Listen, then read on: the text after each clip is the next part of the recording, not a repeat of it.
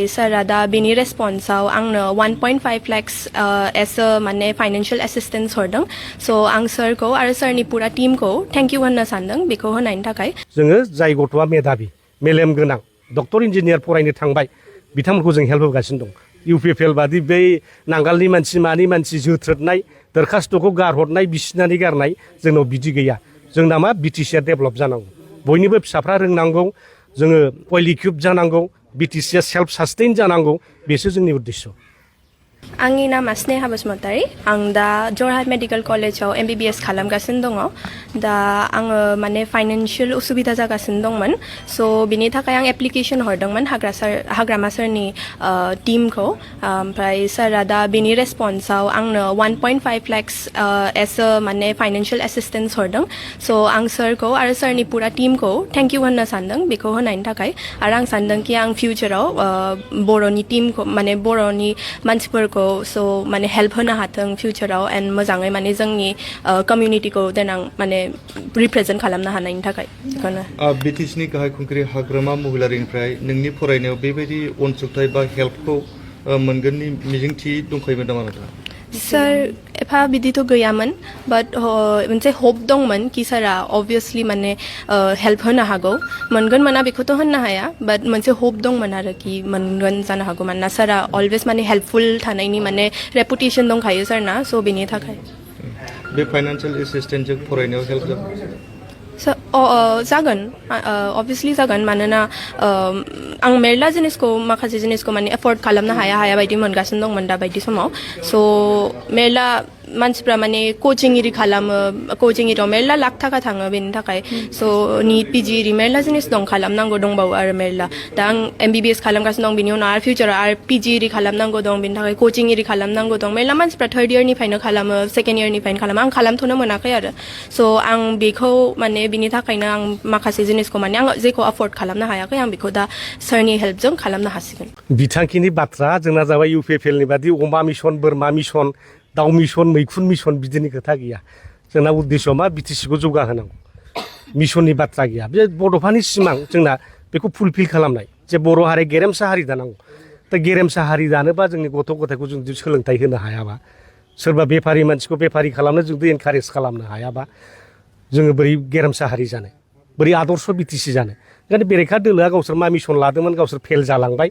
गावसोर फेल जानायखौ मास्टारखौ दाय होबा जानाय नङा होमबा सासे टिउसन मास्टारखौ टिउसन लाबाय मेट्रिकआव अंक'आ लाथिख' जाबाय दा बेखौ टिउसन मास्टारखौ दाय होगोन ना गाव फरायैखौ दाय होगोन बिथांमोनहालाय दा बिदिनो जादों इउपिपिएल सरकारा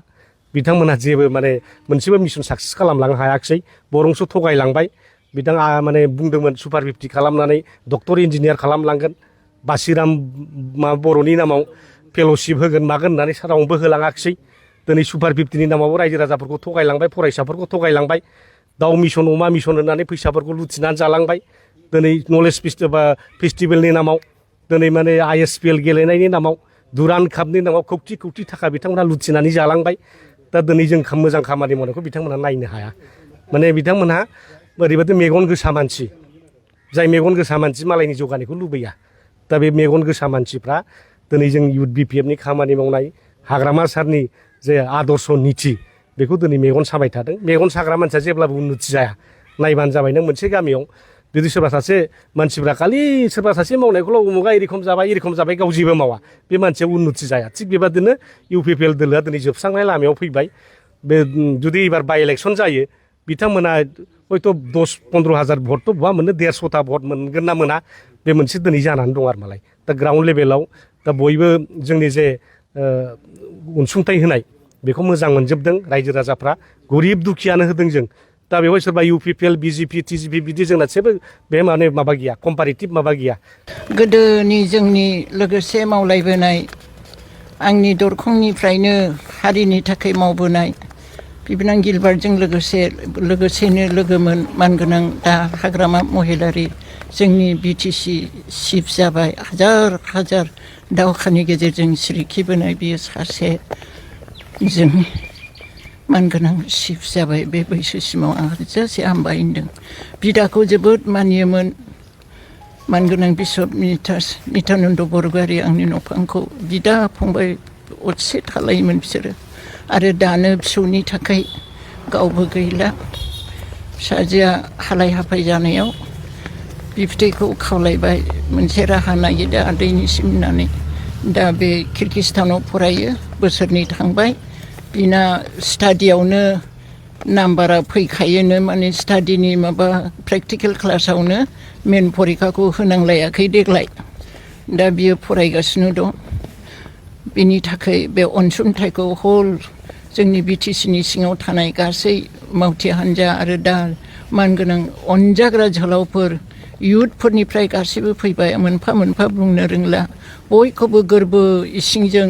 बेबायदि हान्जाखौ दैदेनबाय मानगोनां जोंनि चिफ सार हाग्रामा महिलारि आरो बेबायदि फिसालाफोरखौ थिनहरबाय सासे फिसालानो फिसौलानो बे अनसुंथाइखौ होनो गोसो गोरबोजों आङो गोरबो इसिंजों एलरुवा बसुमतारिनि बिबै जानानै बिनि बिमा आंनि फिसाजो बिजामादै डक्टर संग्राम बिनि जानानै आरो जोंनि अनजाग्रा आंनि बिबोनां गिलबार्ट बरगयारिनि जानानै आं दिनै मान गोनां जोंनि बिटिसिनि सार हाग्रामा महिलारिखौ गोसो गोरबोजों हामबायनो गावबो फुराना मावग्रा होननानै मानियो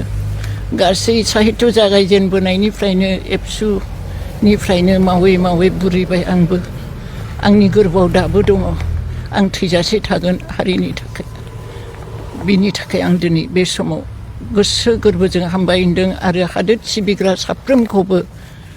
गोसो गोरबोजों जिउयै माहामै हाथा हामा मान अपमान सहायनानै हादोरखौ हारिखौ दैदेननो ओंखारबोनाय गासै मावथि हान्जा जोंनि मानगोनां बिटिसिनि चिफ महिलारिजों लोगोसे आं गोरबो इसिंजों सिबिनानै मान होदों आरो बे अनसुंथाइखौ आं गोरबो इसिंजों नाजावबाय जोङो जाय गथ'आ मेधाबि मेलेम गोनां डक्टर इन्जिनियार फरायनो थांबाय बिथांमोनखौ जों हेल्प होगासिनो दं इउपिपिएल बादि बै नांगालनि मानसि मानि मानसि जोथ्रोदनाय दरखास्त'खौ गारहरनाय बिसिनानै गारनाय जोंनाव बिदि गैया जोंना मा बिटिसिआ डेभेलप जानांगौ बयनिबो फिसाफ्रा रोंनांगौ जोङो वेल इक्विप जानांगौ बिटिसिआ सेल्फ सास्टेइन जानांगौ बेसो जोंनि उद्देश्य